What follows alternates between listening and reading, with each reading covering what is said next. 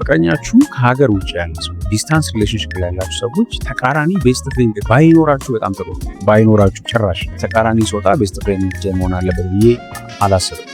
የሚያስቀኝ አባባል አለ።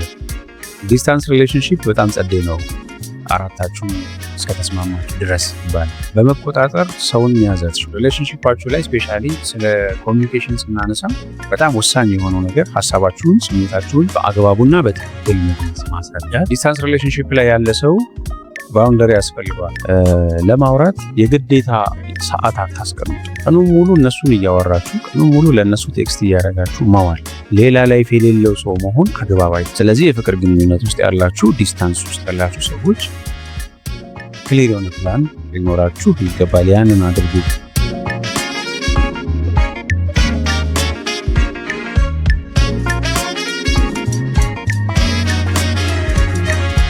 ሰላም ብያለሁ። እንዴት ናችሁ? አብነት አዩ ነኝ። ይህ ደግሞ ጉልቻ ፖድካስት ነው። እንግዲህ ከ6 ወር መጥፋት በኋላ እንደ አዲስ ተመልሰናል። በኢንስታግራም በዩቲዩብ ኮሜንት ላይ በቲክቶክም ቢሮም የደወላችሁ ሰዎች ያላችሁ ሁላችሁንም አመሰግናለሁ። ለምንድን ነው የምጠፋው?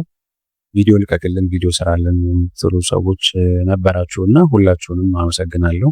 ከዚህ በኋላ ላለመጥፋት እንሞክራለን። በዚህ በጉልቻ ፖድካስት ቲም ስም ለመጥፋታችን ይቅርታ እንጠይቃለን ማለት ነው። ዛሬ ለዚህ ቻናል አዲስ የሆናችሁ ሰዎች ካላችሁ እኔ አብነት አዩ እባላለሁ። የጉልቻ ፖድካስት ይባላል። የስነ ልቦና ባለሙያ ነኝ። በፍቅር ግንኙነትና በትዳር እንዲሁም በሌሎች ጉዳዮች ላይ በማማከር አገለግላለሁ። እንዲሁም አሁን በጠቀስኳቸው ጉዳዮች ላይ ቪዲዮ በመስራት ለእናንተ የሚጠቅማችሁን ነገር ለማድረስ እሞክራለሁ። ዛሬ ከርዕሱም ከመግቢያውም ለመረዳት እንደቻላችሁት የምናወራው ስለ ዲስታንስ ሪሌሽንሺፕ ወይም የርቀት የፍቅር ግንኙነት ይሆናል ማለት ነው። ይሄ በጣም ሃይሊ ሪኩዌስትድ ቶፒክ። ስለ ዲስታንስ ሪሌሽንሺፕ በተለያዩ ኢንተርቪዎች ላይ፣ በፖድካስት ላይ፣ ከዚህ በፊትም በሰራኋቸው ቪዲዮዎች ላይ ያነሷቸው ሀሳቦች ይኖራሉ። ግን ዛሬ በጥልቀትና በስፋት ስለ ዲስታንስ ሪሌሽንሺፕ ወይም ርቀት ፍቅር ስለምንለው ነገር በትንትን አድርገን እናወራለን። ሀሳባችንን ሼር እንደራረጋለን። አዲስ ከሆናችሁ ሰብስክራይብ በማድረግ ቤተሰብ እንድትሆኑ ጋብዛለሁ። ይሄ ቪዲዮ ይጠቅማል ብላችሁ የምታስቡት ሰው ካለ ሼር ታደርጉለታላችሁ። ለተወሰነ ደቂቃ አብረን እንቆያለን ማለት ነው። ዛሬ የፍቅር ግንኙነት ሲመሰረት መነሻው ፍቅር ነው። መነሻው ተግባቦት ነው። መነሻው አትራክሽን ነው። መነሻው ብዙ ነገር ሊሆን ይችላል። ግን ያንን የፍቅር ግንኙነት ለማስቀጠል አዳጋች ከሚያደርጉ ምክንያቶች መካከል አንዱ ዲስታንስ ነው ወይም አጠገብ አለመሆን። የፍቅር ግንኙነት ዝምድና አይደል። ለገና ለፋሲካ አዲስ ዓመት እየጠበቃችሁ የምትገናኙት ከዘመድ አዝማድ ጋር እንጂ ከፍቅረኛ ጋር እንደዛ ሲሆን በጣም አስቸጋሪ እየሆነ ይመጣል። ምክንያቱም ኢሞሽናል ሰፖርት ያስፈልጋችኋል። ያንን ሰው በየጊዜው ማግኘት ትፈልጋላችሁ፣ አጠገባችሁ እንዲሆን ትፈልጋላችሁ። ስለዚህ ዲስታንስ የፍቅር ግንኙነትን የሚያከብድ ነገር ነው። ስለዚህ ትልቅ ሀሳብና ቶፒክ ነው የምናወራው ዛሬ። ከመነሻ አሁን ይህንን ቪዲዮ የምታዩ ሰዎች የፍቅር ግንኙነት ውስጥ ካልሆናችሁ ግን ወደዛ እየሄደ ያለ ትውውቅ ያላችሁ ሰዎች ካላችሁ በደንብ በጥንቃቄ እነዚህን ነገሮች እንድታዳምጡ ፈልጋለሁ። ቢቻል ግዴታ እስካልሆነ ድረስ በአካል ከማታገኙት ሰው ጋር ልብ ተሰጥቶ የፍቅር ግንኙነት ውስጥ አይገባም ወይም አይጀመርም።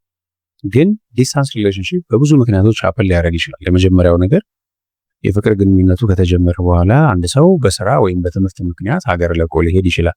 ግን ኢትዮጵያ ውስጥም እየኖረ ሰው ዲስታንስ ሪሌሽንሺፕ ሊኖረው ይችላል። ለምሳሌ አንተ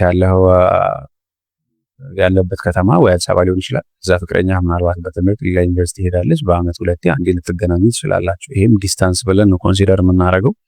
በኢትዮጵያ ውስጥ ሆናችሁ የተለያየ ከተማ ላይ ያላችሁ ሰዎችን ብትሆኑ እንደ ዲስታንስ ሪሌሽንሺፕ ነው። ከሀገር ውጭ ስትሆኑ ደግሞ ሎንግ ዲስታንስ ሪሌሽንሺፕ እንለዋለን። እሱ በጣም ክፍተቱ ስላለ ከአዲስ አበባ ተነስተ ሐዋሳ መሄድ ከሆነ ዛሬ ልታደርገው ትችላለህ፣ ቀላል ስለሚሆን ማለት ነው ከዛኛው አንጻር ስናየው። ስለዚህ እየተንደረደራችሁ ያላችሁ ሰዎች ብዙ ከባድ ነገሮች ስለሚኖሩት እንደ ምርጫ ከሆነ ዲስታንስ ሪሌሽንሺፕ ውስጥ መግባትን አማራጭ ባታደርጉ ደስ ይለኛል። ግን ኦልሬዲ የፍቅር ግንኙነታችሁ ዲስታንስ ላይ ያለ ሰዎች፣ አንደኛችሁ እዚህ ሀገር አንደኛችሁ ሌላ ሀገር የምትኖሩ ሰዎች ማድረግ ያለባችሁና ማድረግ የሌለባችሁን ነገር እናወራለን። ስለዚህ ማድረግ ከሌለባችሁ ነገር እንጀምር። የፍቅር ግንኙነታችሁ ዲስታንስ ከሆነ የርቀት ከሆነ ፍቅረኛችሁን ሁሌ የምታገኙት ሰው ካልሆነ፣ ሁሌ አብራችሁ የምትሆኑት ሰው ካልሆነ ሪሌሽንሺፓችሁ ጤናማ ሆኖ እንዲቆይ ከዛ ሪሌሽንሺፓችሁ ደግሞ ፍሬ አፍርቶ ትዳር እንድትመሰርቱ ነገ ልጆች እንድትወልዱ ፋሚሊ እንድትመሰርቱ መስመሩን እንዲይዝ ማድረግ የሌለባችሁ አንዳንድ ነገሮች አሉ። የመጀመሪያው ለማውራት የግዴታ ሰዓት አታስቀምጡ። ምሳሌ ዲስታንስ ስለሆነ ያለ ነው አንዳንዴ እንትናችንም ይለያያል። ለምሳሌ እኛ ሀገር ጠዋት ከሆነ ፍቅረኛሽ ያለበት ሀገር ደግሞ ማታ ሊሆን ይችላል፣ ከሰዓት ሊሆን ይችላል፣ ሌሊት ሊሆን ይችላል። ስለዚህ የታይም ልዩነትም ስላለን በአንድ ቀን ውስጥ ለ3 ሰዓት ማውራት አለብን።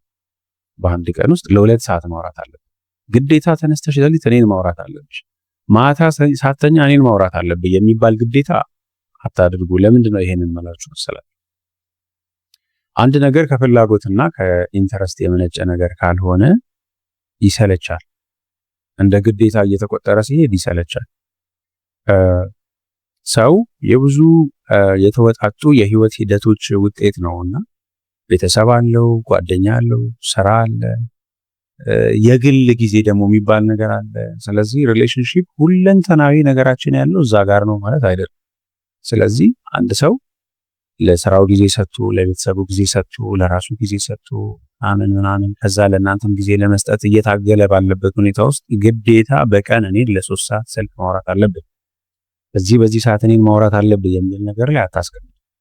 እና እኔ የሚመቸኝ ሌሊት ነው፣ ሌሊት እየተነሳሽ አውሪ፣ ሌሊት እየተነሳሽ ቪዲዮ ኮል አድርጊ፣ እንደዚህ አይነት ነገር አቁሙ። ለሁለታችሁም ኮንቪኒየንት የሆነ ለሁለታችሁም የሚመች አይነት ስኬጁል ካላችሁ በዛ ጊዜ ማውራት ይሻላል፣ አስገዳጅ ከማድረግ ማለት ነው። ስለዚህ አንደኛው አስገዳጅ የሰዓት ሁኔታ ለማውራት አታስቀምጡ። ሁለተኛ ሁሉ ነገራችሁን ፍቅረኛችሁ ላይ አትጣሉ። ቀኑን ሙሉ እነሱን እያወራችሁ ቀኑን ሙሉ ለነሱ ቴክስት እያደረጋችሁ ማዋል ሌላ ላይፍ የሌለው ሰው መሆን አግባብ አይደለም። ጓደኞቻችሁ ጋር ጊዜ ማሳለፍ አለባችሁ፣ ከቤተሰብ ጋር ጊዜ ማሳለፍ አለባችሁ፣ ስራችሁ ላይ ጊዜያችሁን ማጥፋት አለባችሁ። ከዛ ውጪ ግን 24 ሰዓት ፍቅረኛችሁ ላይ ብቻ ፎከስ የምታደርጉ ከሆነ የሉም አጠገባችሁ።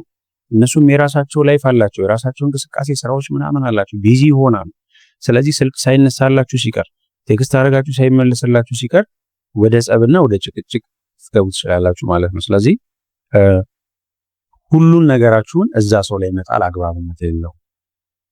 እንዳልኳችሁ ብዙ ዲፈረንሶች ስላሉ ለምሳሌ ኢሞሽናል ሰፖርት ያስፈልገዋል ሰው አይደለ? ሲከፋችሁ የምታናግሩት ሰው፣ ሲደብራችሁ አብራችሁ የምትዝናኑት ሰው፣ የምትጨዋወቱት የምትስቁት ሰው ያስፈልጋችኋል።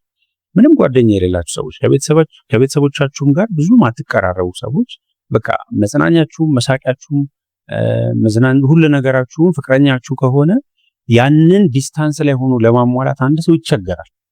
ኢዚ አይደለም። አጠገብሽ ቢሆን ቢያቅፍሽ በ2 ደቂቃ ውስጥ ለትረሹ የምትችይው ጉዳይ በስልክና በቴክስት የተነጋገራችሁ ቀኑን ሙሉ ሁሉ ላይወጣልሽ ይችላል። ስለዚህ በአካል አብሮ እንዳልሆነ ሰው፣ አንድ ቦታ እንደማይኖር ሰው፣ በአካል እንደማይገናኝ ሰው እያሰባችሁ አድርጉ ነገሮችን፣ ሁሉን ነገር፣ ሐሳባችሁን፣ ደስታችሁን፣ እያንዳንዱን ነገር ዲስታንስ ላይ ያለ ሪሌሽንሺፕ ወይም ፍቅረኛ ላይ መጣል አግባብነት የለውም ማለት ነው። ሶስተኛ ማድረግ የሌለባችሁ ነገር በግምት መንቀሳቀስ። አንድ ሰው እንዳልኳችሁ ስራ ካለው፣ ቤተሰብ ካለው፣ ሶሻል ላይፍ ካለው እናንተ ብቻ ካልሆናችሁ የዛ ሰው ህይወት ስልክ ላይ አነሳ የሚችልበት ቢዚ ሊሆን የሚችልበት ሁኔታዎች ይኖራሉ ብዬ አስባለሁ። በዚህ ሁኔታ ላይ ስትደውሉ ስልክ ካልተነሳ ምንድነው የምታስቡት? ምንድነው? በግምት ነው የምትንቀሳቀሱት። ኦኬ ያላነሳው እንደዚህ ያረጋ ሊሆን ይችላል፣ ያላነሳው ከሌላ ሴት ጋር ሆኖ ሊሆን ይችላል፣ ያላነሳው እንዲህ ሊሆን ይችላል፣ ተኝቶ ሊሆን ይችላል ከማለት ማታ እየጠጣ እየተዝናና ሊሆን ይችላል ያላነሳው ብሎ እንደተሰበ። ስለዚህ በግምት መንቀሳቀስ ሪሌሽንሺፕ ያበላሻል፣ ዲስታንስ። ለምንድን ነው መገመት የሌለባችሁ? በትገምቱ ፕሩፍ የምታረጉበት ነገር የላችሁ። ሪሌሽንሺፓችሁን ከማባከንና ከማበላሸት በቀር ምንም ፕሩፍ የምታረጉበት ነገር የላችሁ። እዚህ ብትሆን አንድ ሀገር ላይ ብትኖሩ ደውለህላት ቤት ነኝ ሰፈር ነኝ ካለች ሄደህ ቼክ ማድረግ ትችላለህ። እንደው በጣም የማጣራት ፍላጎትና ኢንተረስቱ ካደረበ ማለት ነው። ግን ዲስታንስ ላይ ከሆነ ምንም ማረጋገጫ የላችሁ፣ ምንም ፕሩፍ የምታረጉበት ነገር የለም። ስለዚህ ራሳችሁን ማስጨነቅ ትጀምራላችሁ። ፓርትነራችሁን ማስጨነቅ ትጀምራላችሁ። ሶ ሪሌሽንሺፓችሁ እንዲበላሽ ጤናማ እንዳይሆን ነው የምታደርጉት። ስለዚህ በግምት መንቀሳቀስ ማቆም አለባችሁ። እንዲህ ስለሆነ ነው እንዲህ እያደረገ ነው እያላችሁ ሌላ ዝም ብሎ አየር ላይ ያለ ሀሳብ ማምጣት እና ወደ ውስጣችሁ ማስገባት ሪሌሽንሺፓችሁን ይረብሽባችኋል ማለት ነው። ሌላኛው ከባድ የሆነ ኮንቨርሴሽን ሲኖር አቮይድ አታደርጉት። በቃ ማውራት ያለባችሁ ከባድ ኬዝ ካለ ኢግኖር አታደርጉ። ማውራት አለባችሁ ያን አሁን በአካል የምትገናኙበት ሪሌሽንሺፕ ላይ ሲሆን በስልክ ሳትግባቡ ስትቀሩ፣ በቴክስት ሳትግባቡ ስትቀሩ ኢትስ ኦኬ ስንገናኝ እናወራለን ትላላችሁ። ስንገናኝ የምናወራው ነገር አለን ትላላችሁ። ዲስታንስ ላይ ግን አትገናኙም። በቃ እየተገናኛችሁ አይደለም፣ በስልክ ነው ሁሉም ነገር። ስለዚህ ማውራት ያለባችሁ ትልልቅ ኢሹዎች እንኳን ካሉ መወራት አለባቸው። እዛው በስልክ መወራት አለበት። ሌላ አማራጭ የላችሁም። ይህንን የምልበት ምክንያት ምንድነው? ሪሌሽንሺፕ የሚያድገው ወይም እየተቃኘ የሚሄደው ከባድ ኮንቨርሴሽኖችም እየተወሩ ሲሄዱ ኢግኖር መደረግ የሌለበት ነገር ካለ ኢግኖር መደረግ የለበትም። አይ ኖ በስልክና በቴክስት አውርቶ ተግባብቶ ነገሮችን መፍታት ከባድ ሊሆን ይችላል። ግን ስቲል ዩ ሃቭ ቱ ታክ። የሆነ ከባድ ጉዳይ ሲያጋጥማችሁ መነጋገር ያለባችሁ ኢሹ ምናምን ሲኖር ኢግኖር አታደርጉት። ማውራት ያለባችሁን ነገር አውርታችሁ ያንን ነገር ፈታችሁ ወደሚከተለው ነገር መሄድ ነው። ሌላኛው ማድረግ የሌለባችሁ ነገር ይሄ የቁጥጥርና የቅናት ባህሪያት ካሉ አስተካክሉ። በመቆጣጠር ሰውን መያዛችሁ አይደለም ዲስታንስ አይደለም በጣም ረጅም ሀገር ርቀት ላይ ያለ ሀገር እየኖራችሁ አብራችሁ እየኖራችሁ እንኳን አንድ ሰው ብዙ ነገር ሊያደርግ ይችላል እናንተ ሳትይዙትና ሳታገኙበት ሳታውቁበት። ሰው የፈለገውን ነገር ለማድረግ ምንም ነገር ማድረግ ስለሚችል ማለት ነው። አንድ ከተማ ላይ በየቀኑ በሳምንት 5 ቀን 6 ቀን የሚገናኝ ሰው አንደኛው ላይ ሳያቅ ቺት እያደረገ ምናምን ሊከርም ይችላል። ስለዚህ የእናንተ ደግሞ አንደኛችሁ ያላችሁበት ሀገር ሌላ ነው፣ ሌላኛችሁ ያላችሁበት ሀገር ሌላ ነው። ስለዚህ ዲስታንስ ላይ ሆኖ አንድን ሰው ተቆጣጥሬ ታማኝ ይሁን አይሁን የሚለውን ነገር አጣራለሁ አረጋግጣለሁ የሚል መንፈስ ውስጥ የምትሆኑ ከሆነ ያለማወቅ ቻንሳችሁ በጣም ሰፊ ነው። ስለዚህ በመሃል ችግር መፍጠር ራሳችሁን ማስጨነቅ ምናምን ካልሆነ በስተቀር ጥቅም የለውም። ጥሩ ስሜት ካልተሰማችሁ መጠየቅ፣ ጭራሽ ያንን ሰው ማታምኑት ከሆነ ሪሌሽንሺፑን ማቋረጥ ነው እንጂ ራሳችሁ ታማችሁ ፓርትነራችሁንም በሽተኛ ነው የምታደርጉት። ስለዚህ የመቆጣጠር አይነት ስሜት ባይኖራችሁ ጥሩ። ተቆጣጥራችሁ ምንም አታመጡም ነው። ለምን ምንም አታመጡም የምለው ፕሩቭ ለማድረግ ሩቅ ስለሆናችሁ። ለምሳሌ ስራ ነኝ ብትልህ የምትኖረው አንድ ከተማ ላይ እና አንድ ሀገር ላይ ከሆነ ሄደ ማየት ትችላለህ። ሲምፕል ነው። ቤት ነኝ ካለች እዚህ ቦታ ነኝ ካለች እንደዚህ ጓደኞች ጋር የሆነ ቦታ እየተዝናና ነው ካለች ነርተህ መሄድ ትችላለህ። ዲስታንስ ላይ ስትሆኑ ግን እንደዛ አይሆንም።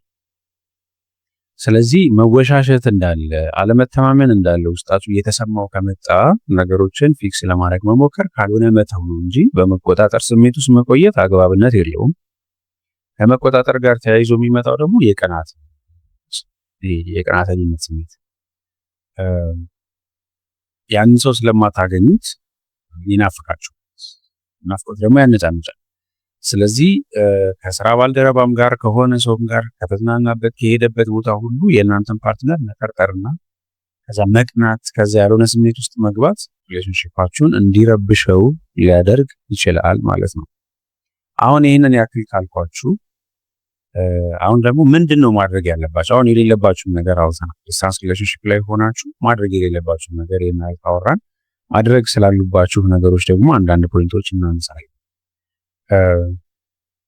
እስከዚህ ሰዓት ቪዲዮን እያያችሁ ያላችሁ ግን ምናልባት ሰብስክራይብ ያላደረጋችሁ ሰዎች ካላችሁ ሰብስክራይብ በማድረግ የጉልቻ ፖድካስት ቤተሰብ እንድትሆኑ በድጋሚ ኢንቫይት አደርጋችኋለሁ።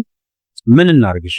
ሪሌሽንሺፓችን የርቀት ነው፣ ሎንግ ዲስታንስ ነው፣ አታድርጉ ብለህናል እንደዚህ ግን ሪሌሽንሺፑን ለማስቀጠል ምን እናድርግ ወደሚለው ነገር ስንመጣ የመጀመሪያው ነገር የሚታወቅ ፕላን ይኖራችሁ። ክሊን መንገዱ ጽድት ያለ ክሊን የሆነ መንገድ ሊታያችሁ ይገባል። ምን ማለት ነው? በዚህ አንድን ሰው በፌስቡክም በኢንስታግራምም በምንም በሰውም ወቁት፣ ግን ዲስታንስ ላይ ያለው ሌላ ሀገር ነው። የዚህ ግንኙነት መድረሻው የት ነው? የት ነው እየሄደ ያለው? ብዙ አይነት ሰዎች ያጋጥሙኛል። ሌላ ሀገር ነው የሚኖረው፣ እያወራን ነው፣ 1 ዓመት አውርተናል፣ 6 ወር አውርተናል፣ 2 ዓመት አውርተናል ይሉኛል። ሲመጣ እንደምንገናኝ እናወራለን ይሉኛል። እሺ ከዛስ? ሪሌሽንሽፕ ውስጥ ናችሁ?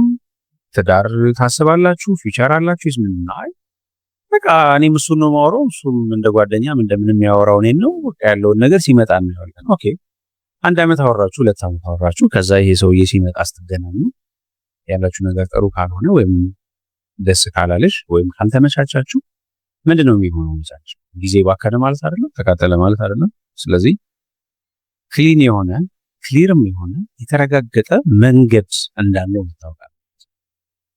ዲስታንስ ላይ ነው ያለው ሰውዬው፣ ሩቅ ላይ ነው ያለው ሰውዬው። አንዳንድ ሰው ኬዞች አሉበት፣ የማይመጣበት ግዴታ ካለበት ሀገር መምጣት አይችልም። በቃ 1 ዓመት 2 ዓመት 3 ዓመት መምጣት አይችልም።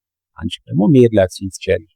ስለዚህ የምትገናኙበት ጊዜ መቼ ሊሆን እንደሚችል፣ ሪሌሽንሺፑ ሲሪየስ ከሆነ መቼ ልትጋቡ እንደምትችሉ የተረጋገጡ ጊዜያቶች ያስፈልጉታል። እኔ እንጃ በሚባል ነገር ህይወት አይመጣም።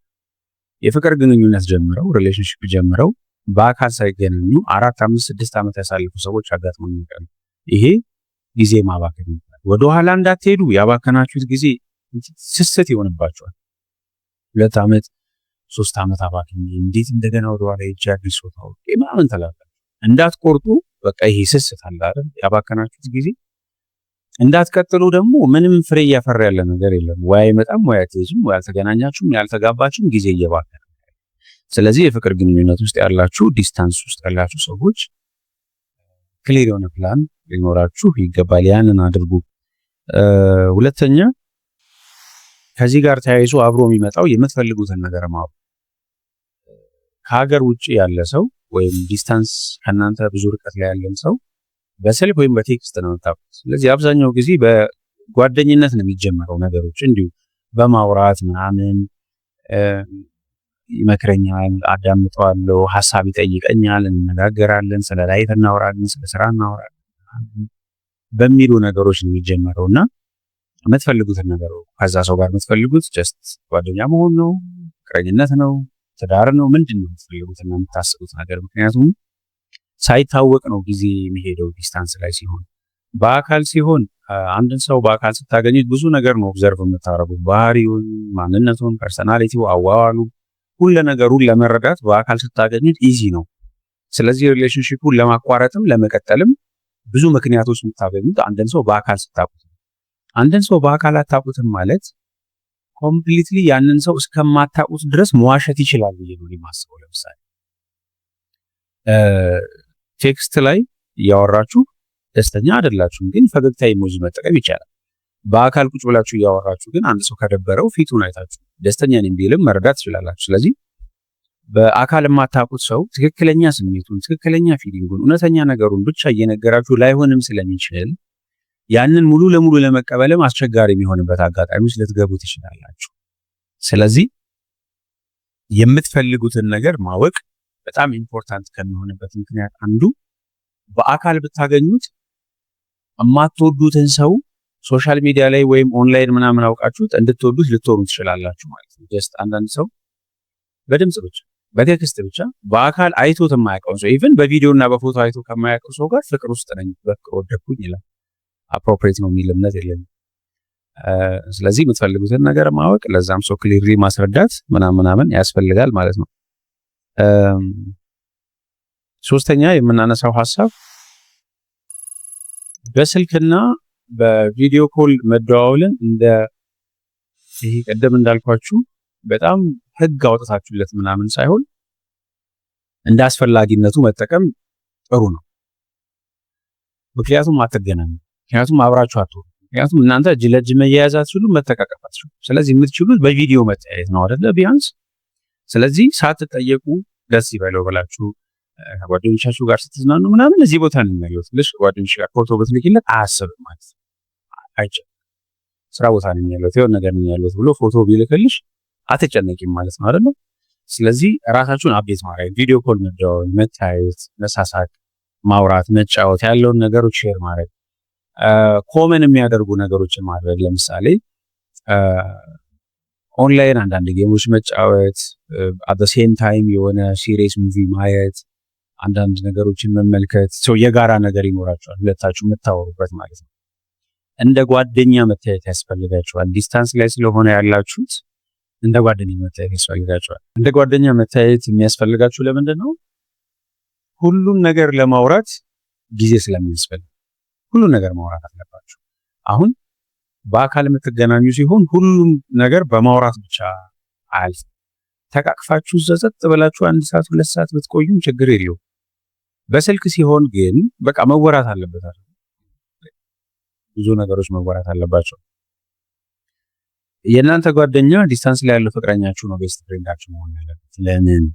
አሁን እዚች ጋር የማያስማማ አንድ ሀሳብ ልናገር ይችላለሁ፣ ግን በደንብ አንደርስታንድ እንደምታደርጉ ተስፋ አደርጋለሁ።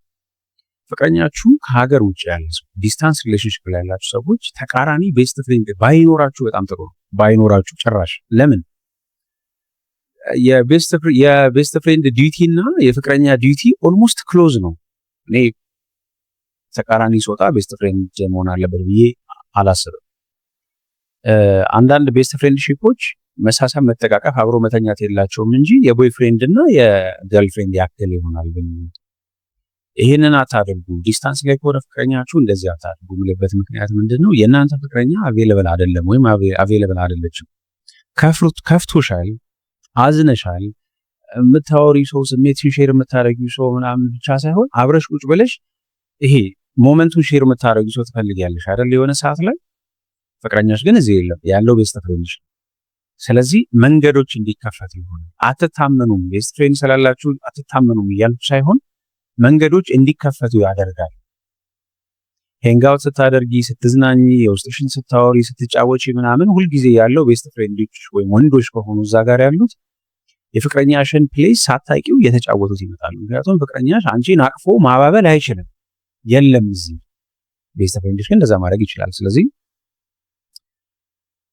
ዲስታንስ ወይም ሌላ ሀገር ላይ ፍቅረኛ ያላችሁ ሰዎች እናንተ ባላችሁበት ሀገር የተቃራኒ ጾታ ቤስት ፍሬንድ ባይኖራችሁ ጥሩ ነው። አንተም ብትሆን ፍቅረኛ አጠገብ ስለሌለች ከሌላ ሴቶች ጋር እንደ ቤስት ፍሬንድ አብረህ ጊዜ ማሳለፍ የፍቅረኛህን ቦታ ከቨር እያደረጉ ወደ መምጣት ይመጣልና ስህተቶች የመፈጠር እድላቸው በጣም ሰፊ ነው። ስለዚህ ዲስታንስ ላይ ያላችሁ ፍቅረኛሞች እርስ በራሳችሁ ቤስት ፍሬንድ መሆን ማውራት አለበት። እያንዳንዱን ነገር ማውራት አለባችሁ። እያንዳንዱን ነገር ሼር መደራረግ አለባችሁ። ስሜቶቻችሁ፣ ቀን ያጋጠማችሁ፣ የተፈጠረውን ስራ ቦታ ላይ የሆነው ሁሉን ነገር ማውራት አለባችሁ። ምክንያቱም የእናንተ ቦታ እዛ ጋር በብዙ ነገር መሸፈን ስላለ ጎዶሎ አለ። በቃ ይሄ ምንም አለመገናኘት ትልቅ ጎዶሎ። አሁን ዋናው ፍቅር ካለ ችግር የለውም ባንተያይም ባንገናኝም ኖርማል ነው ምናምን ብላችሁ እንዳታስቡ ባይዘው።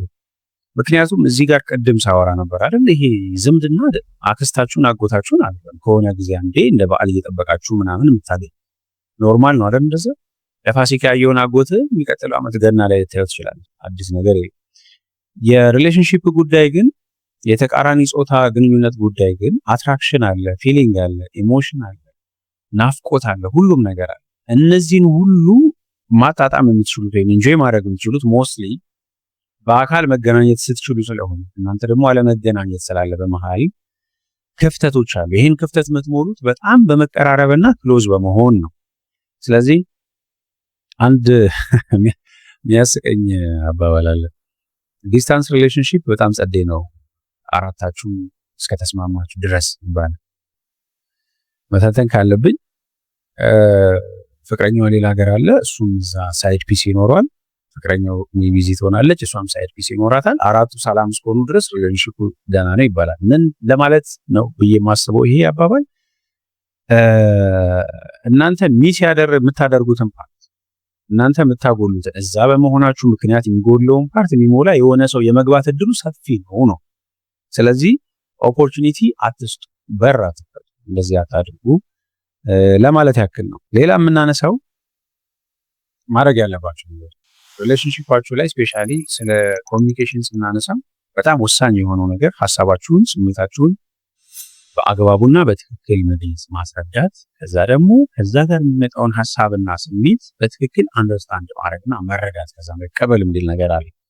ሶ ከኳሊቲ እና ከኳንቲቲ ማስበለጥ ያለባችሁ ኳሊቲ። በቀን 16 ጊዜ እየተደዋወላችሁ ተረጋግታችሁ ማውራት ካልቻላችሁ ልክ ተደዋውላችሁ 2 ደቂቃ ሳይሆን በቃ እንትን ላደርግ ነው የሆነ ነገር እየሰራው ነው ሳትደማመጡ ስሜታችሁ ሳይረጋጋ ከምታወሩ በቀን 2 ጊዜ በቀን 1 ጊዜ ቆንጆ ጊዜ ወስዳችሁ ማውራት በጣም የተሻለ ነገር። አይ ቀኑ ሙሉ ነው ቼክ የሚያደርገኝ ቀኑ ሙሉ ይደውልልኛል ቴክስት ያደርግልኛል ምናምን፣ ግን ያንን ለመቀበል ለማስተናገድ ከዛ ያንን ደግሞ ለዛ ደግሞ ተመጣጣኝ ምላሽ ለመስጠት በቂ የሆነ ዝግጁነት አለሽ ወይ በዛ ሰዓት? ካልሆነ እየባከነ ነው ያለው። አንዳንድ ሰዎች ቪዲዮ ኮል ተደዋውለው በቃ ቪዲዮ ኮል አድርገሽው ተኚ ያየውሽ እንጋ የሚባባሉ ሰዎች እንዳሉ ምናምን ሰርች ያለውና ኳሊቲ የሆነች ትንሽ ጊዜም ብትሆን በስነ ስርዓት ተደማምጣችሁ ጊዜ ተሰጣጣችሁ ሐሳባችሁን ሰብስባችሁ ማውራት ይሻላል። ጠዋት ደውለ ከሰዓት ደውለ ማታ ለምን አልደወልክም እንደዚህ ለምን አልሆነም 10 ካልተደዋወለን የሚል ነገር ላይ አትንጡ። እሺ ኳሊቲ ላይ ፎከስ አድርጉ። ዛሬም ነገም ከነገ ወዲያም ሁሌም የምታወሩት ነገር እኮ ተመሳሳይ ሊሆን ይችላል። ምክንያቱም ስለማትገናኙ ያን ያህል የተለየ ነገር የላችሁ። የሚገናኝ ሰው ዛሬ ተገናኘ አይደል? ዛሬ ስለተገናኘው ነገር ማታ አውርቶ ከዛ ነገው ከዛ ሳምንቱን ሙሉ በቃ ተገናኝቶ ስላሳለፉት ቀን በፍቅር በደስታ ሊያወሩ ይችላል። እናንተ ግን አትገናኙ። ስለዚህ ያላችሁን ጊዜ ቆንጆ በሆነ ኮንቨርሴሽን ቆንጆ በሆነ ወሬ በመግባባት ውስጥ ምናምን ማሳለፍ አለባችሁ። ብዙ ከማውራት ጥቂትም ቢሆን የተሻለ ነገር ማውራት ላይ ፎከስ ማድረግ ያስፈልጋል።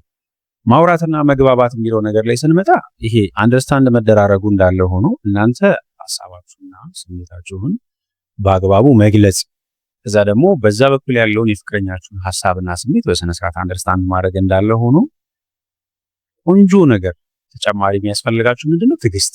ለምንድነው ትዕግስት ወሳኝ የሚሆነው ዲስታንስ ላይ ሲሆን?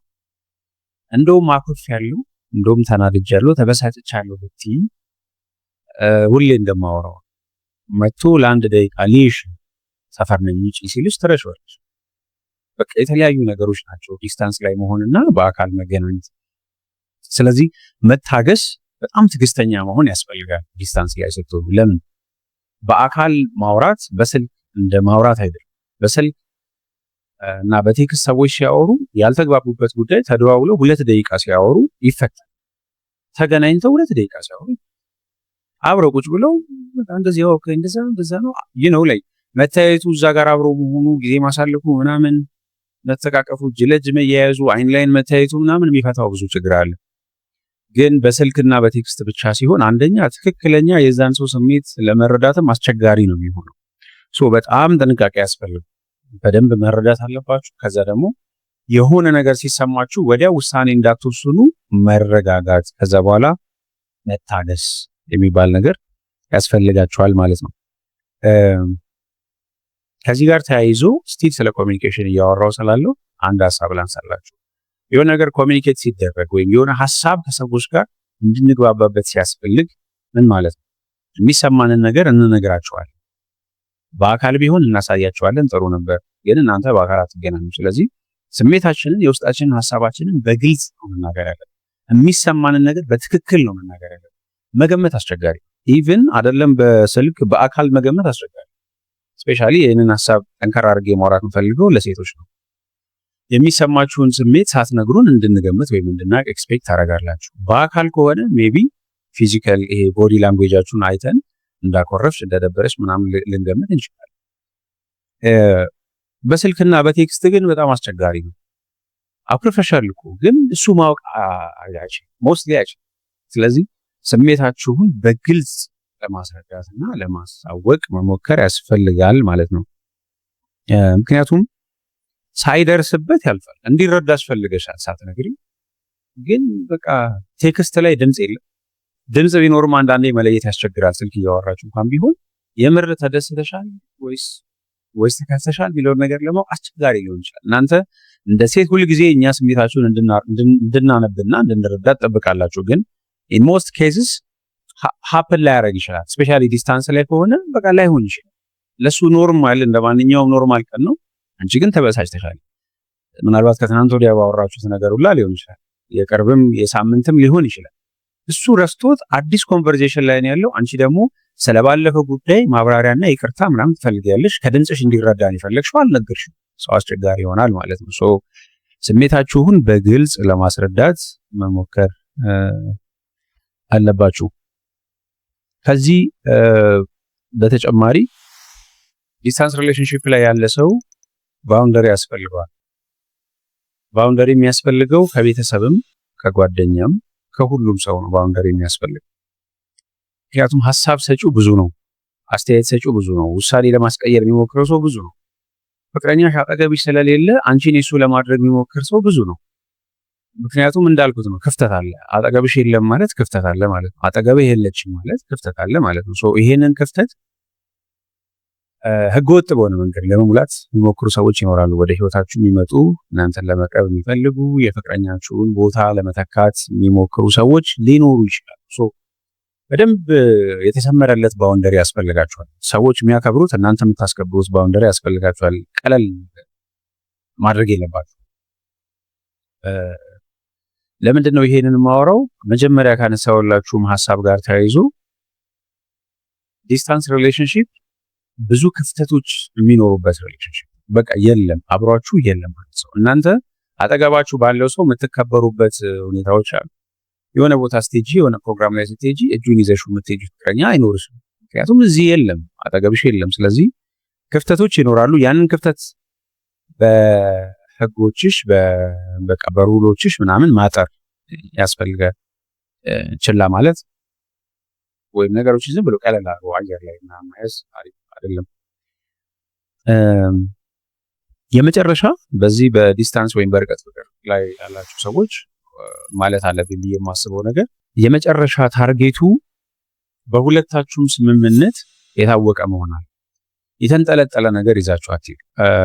አንዳንድ ሰው ዲስታንስ ሪሌሽንሺፕ ላይ ነኝ ብሎ 2 ዓመት 3 ዓመት ያሳልፍና ከዛ ፋይንድ አውት ሲያደርጉ የዲስታንስ ፍቅረኛቸው 2 ልጅና ሚስትና ይኖራል።